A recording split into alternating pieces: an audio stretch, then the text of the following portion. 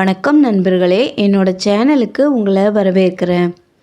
மூதறிஞர் ராஜாஜி அவர்களின் மகாபாரதம் வியாசர் விருந்து. 3 அக்ஷௌனி சேனைகளுக்கு தலைவனும் மிக்க பராக்கிரமசாலி என்ற புகழ் பெற்றவனுமான பிருகுத்ரதன் என்பவன் மகத நாட்டை ஆண்டு வந்தான். காசிராஜனுக்கு இரட்டையாக பிறந்த 2 பெண்களை அவன் விவாகம் செய்து கொண்டான். உங்கள் இருவரில் யாருக்கும் நான் எந்த விதத்திலும் பச்சாதாபமாக நடக்க மாட்டேன் என்று பிருகுத்ரதன் தன் 2 மனைவிகளுக்கும் சபதம் செய்து கொடுத்தான். பல நாள் காத்திருந்தும் பிருகுத்ரதன் சந்தான பேறு பெறவில்லை.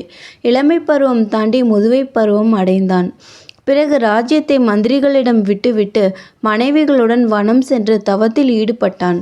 கௌதம வம்சத்தை சேர்ந்த சண்ட கௌஷிகர் என்ற முனிவரிடம் ஒரு நாள் சென்று தன் குறையை சொல்லி கொண்டான். அவர் இவனிடம் கருணை கொண்டு, உனக்கு என்ன வேண்டும் என்று கேட்டார். அதற்கு பிருகுத்ரதன், சுவாமி, ராஜ்யத்தை விட்டுவிட்டு சந்ததி இல்லாமல் தபோவனத்திற்கு வந்திருக்கும் பாக்கியமற்ற எனக்கு என்ன வேண்டியிருக்கிறது என்று சொன்னான். முனிவர் இந்த சொல்லை கேட்டு மனமிறங்கி தியானத்தில் ஆழ்ந்தார். அப்பொழுது மரத்தடியில் இருந்த அவர் மடியில் ஒரு மாங்கனி விழுந்தது. அதை அவர் எடுத்து, இதை பெற்றுக்கொள், உன் குறை தீரும் என்று சொல்லி அரசனை ஆசீர்வாதம் செய்து அனுப்பினார். அரசன் அந்த பழத்தை தன் 2 மனைவிகளுக்கும் 2 பங்காக செய்து இருவருக்கும் கொடுத்தான். பச்சாதாபம் செய்ய மாட்டேன் என்கின்ற பிரதிஜையை காப்பாற்ற இவ்வாறு செய்தான். அவர்கள் அதை உண்டபின் சில நாள் கழித்து கர்ப்பம் தரித்தார்கள். காலத்தில் பிரசவம் ஆயிற்று. ஆனால் 2 மனைவிகளும் மனம் நொந்து முன்னைவிட அதிகமான துயரத்தில் அழுந்தும்படி நேரிட்டது.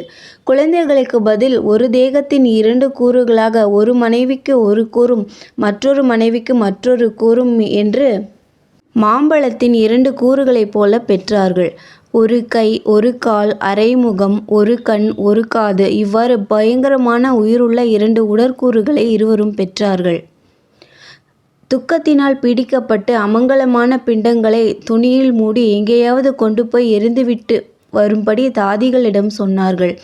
அவ்வாறே அந்த 2 மாமிச பிண்டங்களையும் தாதிகள் கொண்டு போய் தெருக்குப்பையில் எரிந்து விட்டார்கள். மாமிசம் தின்னும் ஒரு அரக்கி அந்த இடம் வந்தாள். அவள் அந்த பிண்டங்களை பார்த்து பசியை தீர்த்து கொள்ளலாம் என்று மகிழ்ச்சி அடைந்து 2 துண்டங்களையும் ஒன்றாக சேர்த்து எடுக்கப் போனாள். உடனே 2ம் ஒன்று கூடி உயிர் கொண்டு ஒரு சிசுவாயிற்று. அரக்கி இதை கண்டதும் இக்குழந்தையை கொல்லத்தகாது என்று எண்ணி அழகிய மானிட உருவம் தரித்து கொண்டு அரசனிடம் போய், இது உன் குழந்தை என்று சொல்லி கொடுத்தாள். அந்த குழந்தையே ஜராசந்தன். அரசன் அளவு கடந்த மகிழ்ச்சி அடைந்து குழந்தையை பெற்றுக்கொண்டு அதை மனைவியிடம் ஒப்படைத்தான். முனிவர் வரத்தினால் ஜராசந்தன் அளவு கடந்த உடல் வலிமை பெற்று வளர்ந்தான். ஆனால் அவனுடைய உடல் 2 கூறாக பிறந்து ஒன்று கூடிய உடலானபடியால் 2 பகுப்பாக பிரியும் தன்மை பெற்றிருந்தது. ஜராசந்தனுடைய துணையாளர்களான ஹம்சன், இடும்பகன், கம்சன் இவர்கள் இறந்துவிட்டார்கள். ஜராசந்தனை வதம் செய்வதற்கு இதுதான் சமயம். சேனைகளையும் படைகளையும் கொண்டு அவனை எதிர்த்து போர் செய்து பார்ப்பதில் பயனில்லை. அவனை தனி சண்டையில் இழுத்துதான் வெல்ல வேண்டும் என்று கண்ணன் நிச்சயித்தான். அக்காலத்து வழக்கப்படி பகைவன் போருக்கு அழைத்தால் சத்திரியன் ஒப்புக்கொண்டே தீர வேண்டும். மல்யுத்தமானாலும் அல்லது வில் தேரும் சாதனமாக கொண்ட யுத்தமானாலும் சத்திரிய வழக்கப்படி பகைவன் கோரியபடி வீரன் ஒப்புக்கொண்டு யுத்தம் நடத்த வேண்டும். இந்த வழக்கத்தை உத்தேசித்து கிருஷ்ணனும் பாண்டவர்களும் சதி செய்தார்கள். தருபையும் மர உரியுமாக விரதம் பூண்டவர்களுடைய வேஷம் கொண்டு நீர்வளமும் அழகிய கிராமங்களும் நகரங்களும் நிறைந்த மகத தேசம் போய் சேர்ந்தார்கள். ஜராசந்தனுடைய ராஜதானியை அடைந்தார்கள். ஜராசந்தன் அபசகுணங்களை கண்டான். அதற்காக புரோகிதர்களை கொண்டு சாந்தி செய்வித்து அரசன் உபவாச விரதம் இருந்தான். ஆயுதமில்லாமல் கிருஷ்ணனும் பீமார்ஜுனர்களும் அரண்மனைக்குள் பிரவேசித்தார்கள். ஜராசந்தன் யாரோ உயர்குலத்து அதிதிகள் வந்தார்கள் என்று எதிர்கொண்டு அழைத்து வழக்கப்படி மரியாதை செய்து ஸ்வாகதம் என்றான். பேசினால் பொய் சொல்ல வேண்டி நேரிடும் என்று அதர்மத்திற்கு பயந்து பீமனும் அர்ஜுனனும் தங்கள் எண்ணத்தை வெளிப்படுத்தாமல் மௌனமாக இருந்தார்கள். கிருஷ்ணன் அரசனுக்கு சமாதானமாக, இவர்கள் இருவரும் இப்போது ஒரு விரதம் எடுத்து கொண்டிருக்கின்ற காரணத்தினால் பேசவில்லை. நடு இரவு ஆன பிறகு பேச முடியும் என்றான்.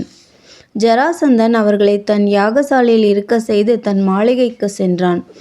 பிறகு ஜராசந்தன் நடு இரவில் வந்து மறுபடியும் அவர்களை கண்டான்.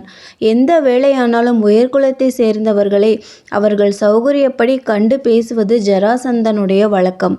ஆகையால் நடுநிசியில் வந்து தனக்காக காத்திருந்த அதிதிகளை கண்டு விசாரிப்பதற்காக வந்தான்.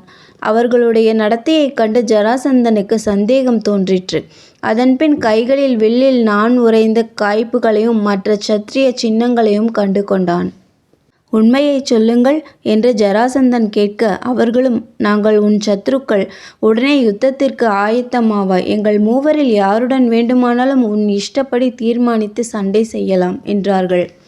வந்தவர்கள் மூவரும் யார் என்று தெரிந்து கொண்ட பின் ஜராசந்தன், கிருஷ்ணா, நீ இடையர் குலத்தில் பிறந்தவன். அர்ஜுனனோ சிறுவனாக இருக்கிறான். பீமன் தேகபலத்தில் புகழ் பெற்றவன். ஆகையால் அவனுடன் யுத்தம் செய்கிறேன் என்று சொல்லி உடனே பீமனுடன் கைகளையே ஆயுதமாக கொண்டு மல்யுத்தம் செய்யும்படி அழைத்தான். பீமன் ஆயுதமின்றி நின்றபடியால் ஜராசந்தனும் அவ்வாறே ஆயுதங்கள் எதுவுமின்றி மல்யுத்தம் செய்ய தீர்மானித்து அழைத்தான். பீமனும் ஜராசந்தனும் ஒருவரை ஒருவர் எட்டிப்பிடித்தும் தாக்கியும் 13 நாட்கள் ஆகாரமாவது ஓய்வாவது இல்லாமல் இரவும் பகலும் யுத்தம் செய்தார்கள். 14ஆம் நாள் ஜராசந்தன் களைப்புற்று தயங்கினான். இதுதான் இவனை வதம் செய்ய வேண்டிய சமயம் என்று கிருஷ்ணன் பீமனை தூண்டினான். உடனே பீமன் ஜராசந்தனை தூக்கி 100 முறை சுற்றி கீழே போட்டு கால்களை பிடித்து உடலை 2ஆக கிழித்து போட்டு கர்ஜித்தான். கிழிப்பட்ட 2 பாகங்களும் உடனே தாமாக ஒன்று சேர்ந்து கொண்டன. ஜராசந்தன் மறுபடியும் உயிருடன் எழுந்து பீமனுடன் யுத்தத்தை தொடர்ந்தான்.